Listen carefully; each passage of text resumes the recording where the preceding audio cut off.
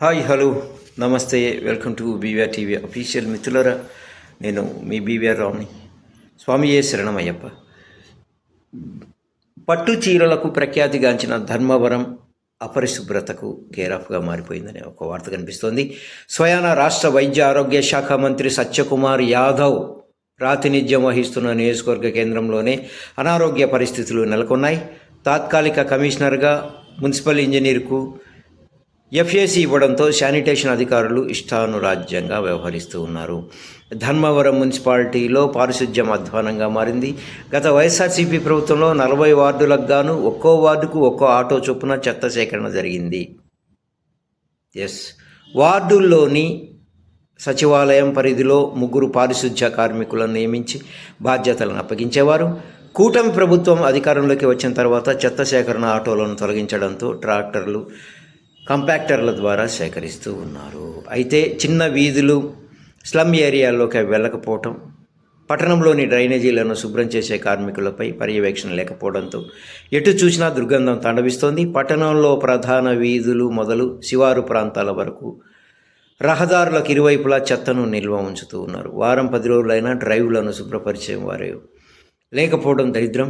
ఇక్కడ మున్సిపాలిటీలో కుక్కలు, పందులు స్వైర విహారం చేస్తున్నాయి. కుక్కలకు కుటుంబ నియంత్రణ ఆపరేషన్ చేయకుండా నిర్లక్ష్యం వహిస్తున్నారు. కుక్కలకు కుటుంబ నియంత్రణ ఆపరేషన్ల కోసం మున్సిపల్ పాలకవర్గం 5 నెలల క్రితం 18 లక్షల నిధులు మంజూరు చేసి ఆమోదిస్తే ఇంతవరకు కేవలం 400 కుక్కలకు మాత్రమే ఆపరేషన్లు చేసినట్లు అధికారులు ప్రకటన చేయటం కూటమి ప్రభుత్వ నిర్లక్ష్యానికి నిదర్శనం.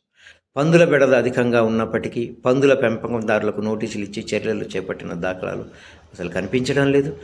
ధర్మవరం మున్సిపాలిటీ పరిధిలోని సత్యసాయి నగర్, ఇందిరానగర్, సుందరయ్య నగర్, ఎల్సీకేపురం, తారకాపురం, గాంధీనగర్, శాంతినగర్, శివానగర్, ఇందిరమ్మ కాలనీ, కేతిరెడ్డి కాలనీ, సేనేపేట వద్ద పందులు, కుక్కలు స్వైర్య విహారం చేస్తున్నాయి. 2 రోజుల క్రితం రజియా అనే మహిళ ఇంటి ముందు నించుని ఉండగా పంది దాడి చేసి చేతివేళ్లను కొరికి వేసిన ఘటన చోటు చేసుకుంది. వీధుల్లో సమూహాలుగా కుక్కలు సంచరిస్తూ చిన్నపిల్లలు, పాదచారులు, వాహనదారులపై దాడి చేస్తున్నాయి. ధర్మవరం పట్టణంలో పారిశుధ్య నిర్వహణలో శానిటేషన్ అధికారులు పూర్తి నిర్లక్ష్యం వహిస్తున్నారని ప్రజలు విమర్శిస్తున్నారు. మున్సిపాలిటీ పరిధిలో 1.5 లక్షల పైగా జనాభా, 40,000కు పైగా ఇళ్లున్నాయి.